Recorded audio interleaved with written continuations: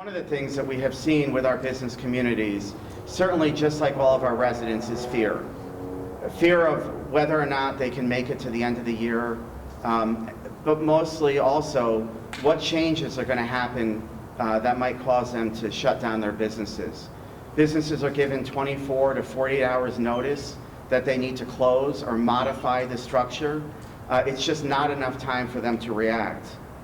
And what is disconcerting, what we've heard, is now they have the imposition of a potential $10,000 fine if an employee forgets to put their mask on or violates one of these many sector rules that are so difficult at times to follow and adhere to. And I think that this level of fear is also driving businesses to despair and are starting to have this cost-benefit analysis of, is it really worth it for me to try to keep my business open, to make payroll, to feed my family, when I'm at the risk of being hit with a $10,000 fine? So I appreciate their intent, but what they've done is they've delegated that authority to local communities, to local public health officials and any designee of any town or city.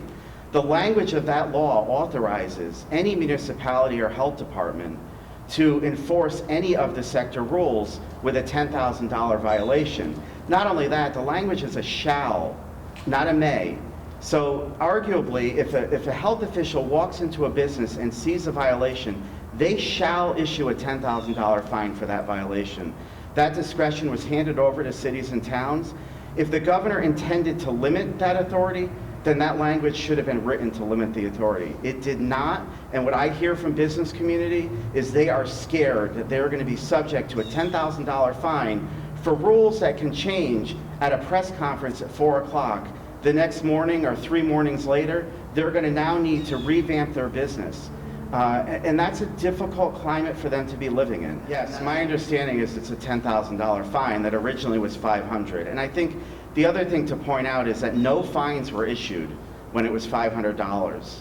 So why did we take a $500 fining mechanism and raise it to $10,000 when it hasn't been enforced to begin with? To me, that was a scare tactic, and I think it was the wrong approach to take for businesses. What we need in this state right now is enforcement. If there are violations, there need to be people witnessing them and going in and helping businesses comply. But what we've seen, even when we saw the incident in New Haven with one of the catering halls that had a large event, that wasn't discovered from an inspection. It was found out through social media. There is a devoid of a partnership between businesses and our government in working with them to comply with COVID. And I believe that most businesses are trying to do their best to mitigate the virus. That's what we should be focusing on, and we should be weeding out the bad actors rather than a broad brush policy that is scaring every single business in the state of Connecticut. You know, one of the other issues right now that we have concern about is the tax bills are due on February 1st. It is not going to help businesses if we wait till January 15th to say that we're going to postpone your property tax bill. One of the things I've heard from the business community is they need time to be able to react. So if businesses know that they could budget for a 90-day postponement on the paying of a property tax bill, that will help them potentially get through next year. And so that is why we think that these decisions need to be made today, not 6 weeks from now.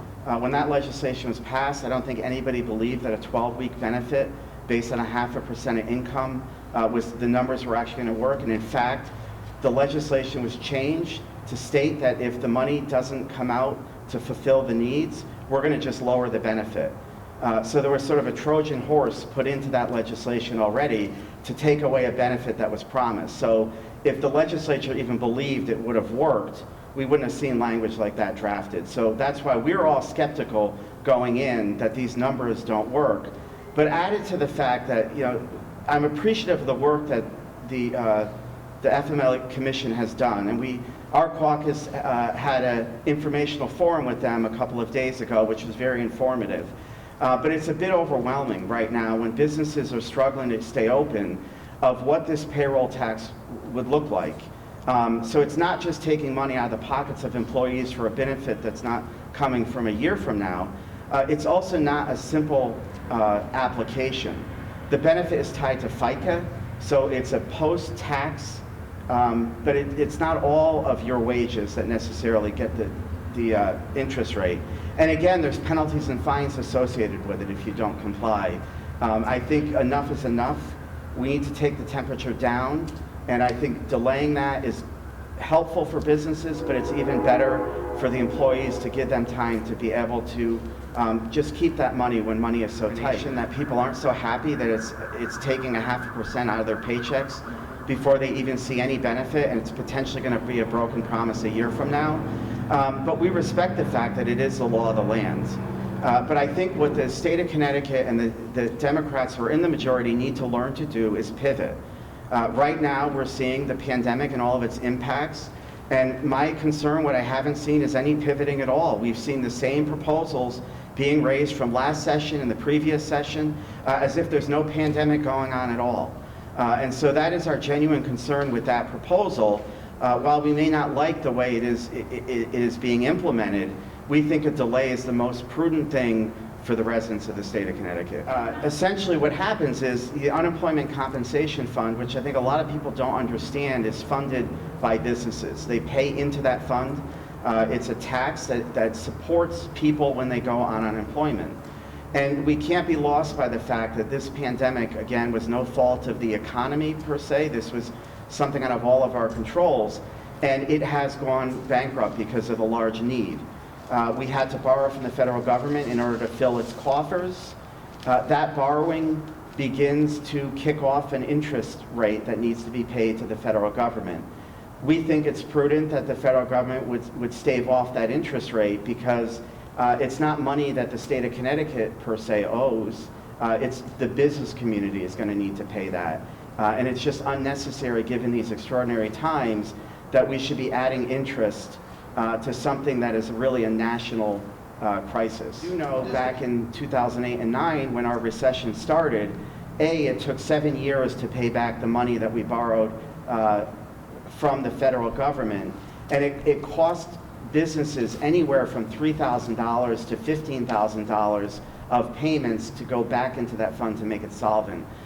We know that businesses are not in a position to absorb those kind of payments when some businesses have been shut down for up to 5 months. Unemployment benefits are people's only lifeline, and it's not lost on any of us that the $600 federal bump up is gone. So some people have gone from a weekly salary of $1,000 to $600. I think it's $650 roughly is the maximum benefit right now. So talking about those changes in the middle of the pandemic aren't timely, but what I find frustrating is we had a proposal a couple of years ago that had passed the House that we worked on, that had it gone through the Senate, our fund would have had an additional $500 million in it. And it was tweaks like that you talk about to adjust the benefits that the Democrats were unwilling to do. And part of our conversation, if we're not willing to make good fiscal adjustments when times are good, it makes it that much harder when times are bad.